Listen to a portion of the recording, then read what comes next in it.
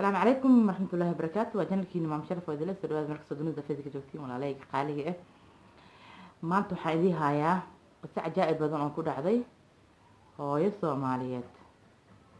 قصة سو إيه هو يدي إن أي نيكي أيوة إسقبان هل عنقنا وهيسو معلومها كمية بحد هذا يا هو يدي ذو قبل كلا جفت هذا يا تري ساسو السعواية وأي بحدي مركز أي بحي السنة حوغا ولا عمل واي لكن أيضا ما فهمتنا إني ولعته ساعتي دقالي وأي بحدي هو يدي أتكتي مركي هو يدي أتكتي إن بدن هو يدي إلا جوت مدة كدب وحصو هاي هاي بلايمي ها وراق هذا كوسو ديب وأيغا فرنتا بيسا أيغا تح بسمان كا هاي waxaa dhacday maalmaha kamid ah in ay uurkii iska dareentay inay uur leedahay way ay soo waxay tiri walaalo hay ii waran fiican tahay uuran ku leeyahay ogaw uur ima liido dhaaniga sabab maxaa dhacay calaa kul xaal uuran ku leeyahay way joogtay muddo kadib asxaabteeda qaaliga waxaa dhacday muddo kadib in ay dhasho wiil ay dhashay oo asagii meesha taagan oo asagii u egyahay ugu soo qabanayo markay dhashay waxay soo bisay way wacday waxay tiri waan dhalay wiilaan ku dhalay ogaaw ani imaada dhalino dhah adile dhashay aniga shaqo ku leeyahay ma laha saacadteeda waxaa dhacday saas miyaa ahaa way iska joogtay way ay soo baxday way kasoo tagtay meesha hooyadeeda u aaday waxay imaaday meeshii oo jooga wiilka aabihiisa imaaday waxay tiri haye wiilkaaga waa kanaa adaan kuu dhalay cid kale uma dhalin aniga oo ilaahay abuurtay adaan kuu dhalay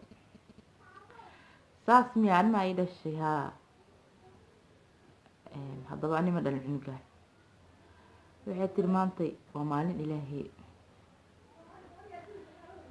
haddii adiga aada dhashay wiilkaan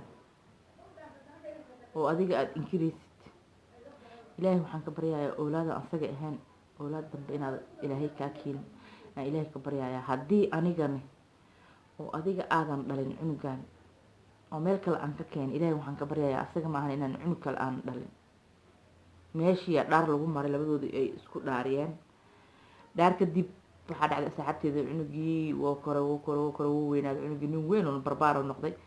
wuxuu dhahay hooyo aabahay rabaa ani aabaha meeshaas u jiraa waa wuxuu dhahay ilaa aabahay u baahanaa wiilku soo baxay wuxuu soo aaday dhankii aabihiis mar alaala markuu imaaday eelboorka oo kasoo degtay adooga inuu eelboor iska dhaafay inuu raashiyo iska dhaafay maba u baahnaba saxadeed wiilku wuu imaaday markuu imaaday ilaahay wuxuu qadaray horta asaga inuusan awlaad dambe uusan dhalin wiilkaasi gabadhaas maahan awlaad dambe ma uusan dhalin asxaabteeda qaaliga ah hooyadina waa dhashay ilma dhashay sababtoo meesha waxay cadaynaysaa in uu asaga ka dhalay cunugii ilaa meesha waa labadooduba way isdhaariyeen haddii aad adiga aada dhalin cunugan saan allah iga dhigo cunug dambe ma helaysid adna haddaada dhalin saas allah kaa dhigo cunug dambe ma helaysid ay isku dhaariyeen labadoodiba ilaahay qadartiis hooyadii waa dhashay ilmo laakiin aabihii wax dambe oo ka dambeeyay wiilkaas korkiisa kama soo goyin aabihii wiilka eelboorka kasoo degta saxabteeda yaan war isku daalin eelboorka hadduu kasoo degay asagii soo raadsada uu imaada wuxuu dhahay aabahay aa tahay adoonka calaa kulli xaal ayaana waxoogaa inuu soo jiljilcay camal ahayd ka dambe haddana uu furo isku rego wuxuu yihi maya ma ku dhalin waryaa aabahana ma ihi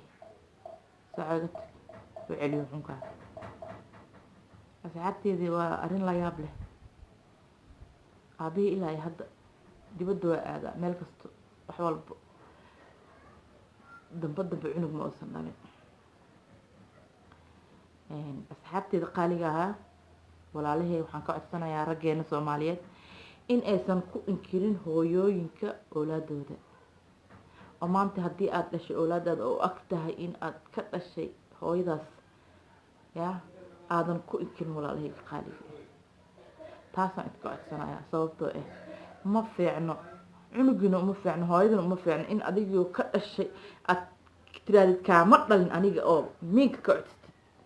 waa wax laga xumaado arrin aad iyo aad looga xumaado waa walaalahayga qaaliga ah marka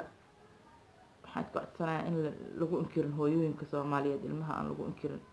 oo haddii aad ka dhasho hooyada cunuga aad ku inkirin waa cunugaagi haddii aad ku cusub tahay channelkayga subscribe dheh like-na ii saar ii share gareey comment-na ka bixi asalaamu calaykum waraxmatullaahi wabarakaatu walaalahayga qaaliga ah mahadsantihiin